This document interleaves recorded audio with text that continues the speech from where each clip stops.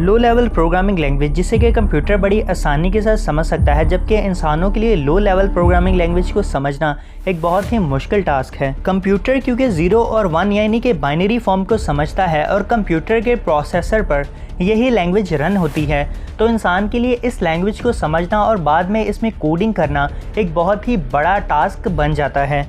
अगर मैं नॉर्मली अपना नाम ही कंप्यूटर में एंटर करता हूं तो मेरे नाम के हर लेटर की जगह पर एक बाइनरी नंबर असाइन किया जाता है, यानी कि मेरे नाम के ए लेटर पर एक बाइनरी नंबर, इसी तरह से मेरे नाम के नेक्स्ट लेटर एम के ऊपर अलग से बाइनरी नंबर, और इसी तरह से मेरे नाम के हर लेटर पर अलग अलग बाइनरी नंबर असाइन किए जाते हैं।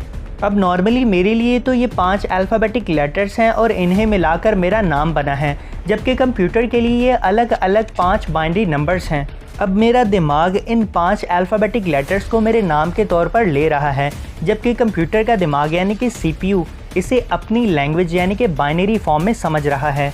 अब अगर किसी इंसान को बाइनरी लैंग्वेज सीखनी हो तो उसे इन तमाम अल्फ़ाबेटिक लेटर्स और इनके बाइनरी नंबर्स को याद रखना पड़ेगा। तो गाइज़, मेरा नाम है अमून भट्टी और आज की इस वीडियो में हम लो लेवल प्रोग्रामिंग लैंग्वेजेस की टाइप्स के बारे में जानेंगे कि लो लेवल प्रोग्रामिंग लैंग्वेजेस कितनी तरह की होती हैं।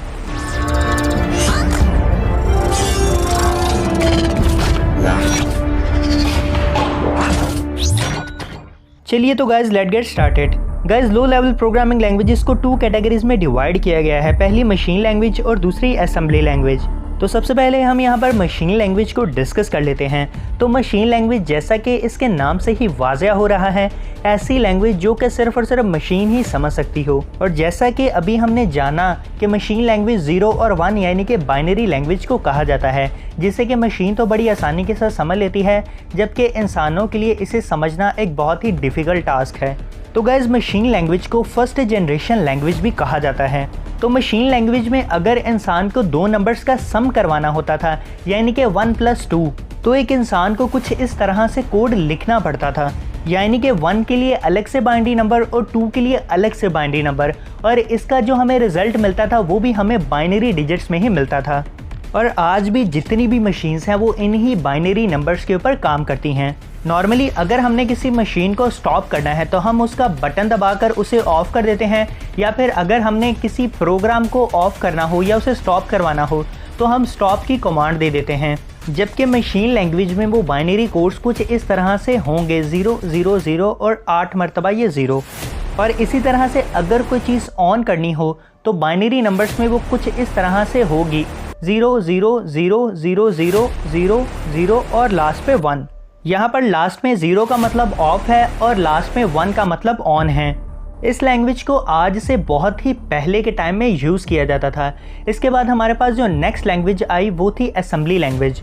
अब असेंबली लैंग्वेज में हमने निमोनिक्स का यूज़ किया और कुछ अल्फ़ाबेटिक लेटर्स को अपनी प्रोग्रामिंग और कोडिंग में ऐड किया। जैसा कि आप इस इमेज में देख सकते हैं कि हमने किस तरह से कुछ बाइनरी नंबर्स को अल्फ़ाबेटिक लेटर्स में चेंज कर दिया।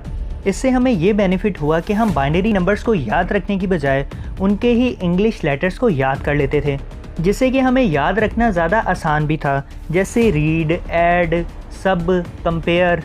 अब इसे लैंग्वेज की सेकंड जनरेशन भी कहा गया। बट वेट, अगर कंप्यूटर 0 और 1 यानी कि बाइनरी लैंग्वेज को समझता है तो कंप्यूटर के प्रोसेसर ने ये असेंबली लैंग्वेज किस तरह से प्रोसेस की होगी। तो गाइज, यहाँ पर हमने असेंबलर का यूज़ किया। अब असेंबलर एक ऐसी डिवाइस कही जा सकती है जिसका ये काम था कि वो असेंबली लैंग्वेज को बाइनरी लैंग्वेज में कन्वर्ट कर देती थी, यानी कि हम अपनी इंस्ट्रक्शन, प्रोग्रामिंग और कोडिंग असेंबली लैंग्वेज में ही कर रहे थे, बट हम यहाँ पर असेंबलर का यूज़ करके उस असेंबली लैंग्वेज को असेंबलर से गुजार कर मशीन लैंग्वेज यानी कि बाइनरी लैंग्वेज में कन्वर्ट कर देते थे।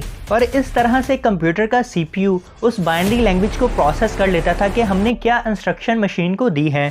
अब गाइज, असेंबलर एक अलग से डीप टॉपिक है जिसे हम आगे आने वाली वीडियोज़ में मज़ीद जानेंगे। तो आई होप गाइज यहाँ तक आपको लो लेवल प्रोग्रामिंग लैंग्वेजेस की दोनों टाइप्स, मशीन लैंग्वेज और असेंबली लैंग्वेज के बारे में आइडिया हो चुका होगा, और आपको असेंबलर के बारे में भी आइडिया हो चुका होगा कि असेंबलर का क्या काम होता है। अब हम यहाँ पर असेंबली लैंग्वेज और मशीन लैंग्वेज में डिफरेंसेस को मज़ीद स्टडी कर लेते हैं। तो गाइज, मशीन लैंग्वेज ऐसी लैंग्वेज जो कि 0 और 1 यानी कि बाइनरी फॉर्म में हो, जबकि असेंबली लैंग्वेज ऐसी लैंग्वेज है जिसमें इंग्लिश सिंटैक्स का यूज़ किया जाता है। दूसरी चीज़ ये कि CPU डायरेक्टली मशीन लैंग्वेज को समझता है, जबकि असेंबली लैंग्वेज में CPU डायरेक्टली असेंबली लैंग्वेज को नहीं समझता है। इसमें हमें असेंबलर का यूज़ करना पड़ता है और उस कोड को बाइनरी लैंग्वेज में कन्वर्ट करना पड़ता है। तीसरी चीज़, बाइनरी कोड्स को याद रखना एक बहुत ही बड़ा चैलेंज है और ये अपने आप में ही एक बहुत ही बड़ा टास्क था, जबकि असेंबली लैंग्वेज में कोड्स और इंस्ट्रक्शन को याद रखना ज़्यादा आसान था। तो आई होप गाइज आज की इस वीडियो को आपने एंजॉय किया होगा। तो मिलते हैं आपसे नेक्स्ट वीडियो में, जिसमें हम हाई लेवल प्रोग्रामिंग लैंग्वेजेस की टाइप्स को डीपली तौर पर स्टडी करेंगे। Take care and good bye.